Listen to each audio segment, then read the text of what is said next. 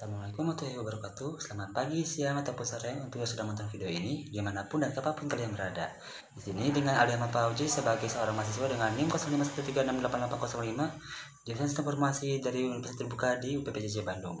Dan saya di sini akan mempresentasikan tugas ketiga dari mata kuliah algoritma dan pembukaan komputer. Persoalan tugas ketiga kita kali ini kurang lebih sama dengan tugas kedua sebelumnya. Namun yang membedakannya dengan yang sebelumnya itu di sini kita akan menggunakan perintah array dalam codingannya. Meskipun begitu, data yang diberikan masih sama seperti sebelumnya, yaitu jika golongan A memiliki gaji 5 juta, golongan B dengan gaji 6.500.000 dan golongan C 9.500.000. Gaji setiap golongan disimpan pada array gaji. Jika diinput golongan A, maka akan mengambil gaji pada array 0, B dengan gaji pada array 1 dan C pada array 2. Dengan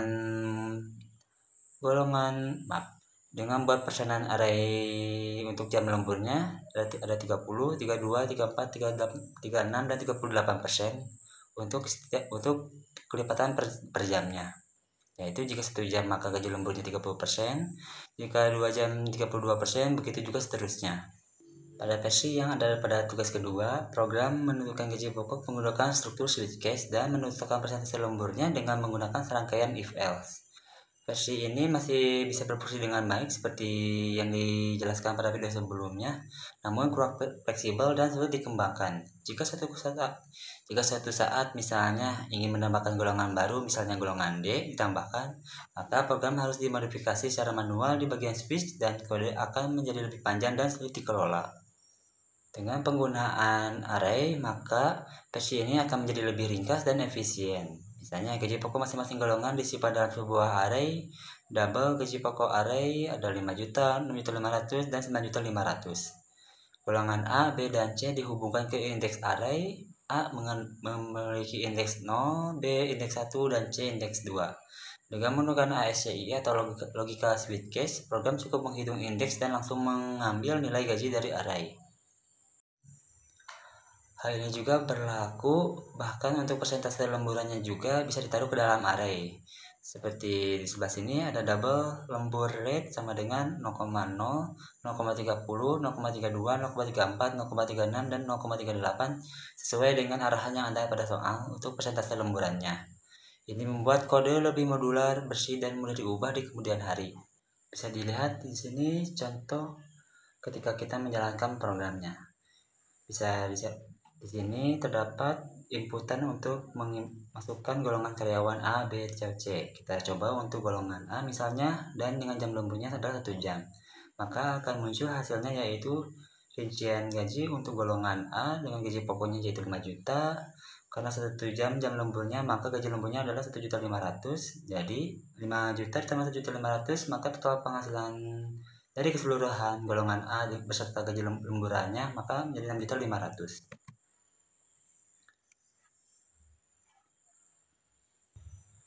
Contoh kedua, misalnya untuk golongan B, jika lembur selama 3 jam, maka gaji yang didapat adalah 8.710.000, dimana hasil ini didapatkan dari gaji pokok dari golongan B adalah 6.500.000 dengan lemburan selama 3 jam, totalnya yaitu 2.210.000.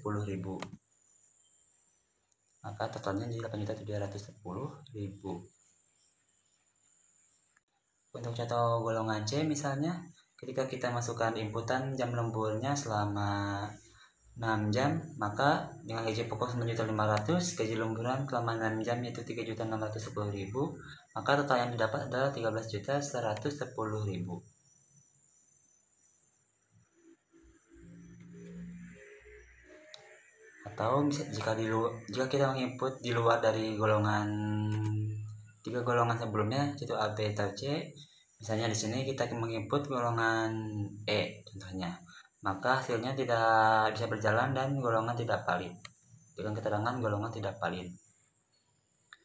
Ataupun misalnya jika kita menginput golongan E, sama aja hasilnya golongannya tidak akan valid. Atau misalnya jika kita menginput golongan A, tapi masukkan jam lemburnya bukan berupa angka melainkan misal contohnya di sini menggunakan huruf F, maka hasilnya tidak akan sesuai Sekian dari saya, mohon maaf sebelumnya apabila dari baik penuturan kata dan pembahasan materi video kali ini jika ada kekeliruan atau kesalahan selama durasi video ini atau pembahasan yang saya sampaikan. Dan terima kasih juga sudah menonton video ini sampai akhir. Semoga dengan apa yang saya sampaikan bisa tersampaikan dengan baik. Terima kasih sekali lagi dan sampai jumpa di lain kesempatan. Terima kasih.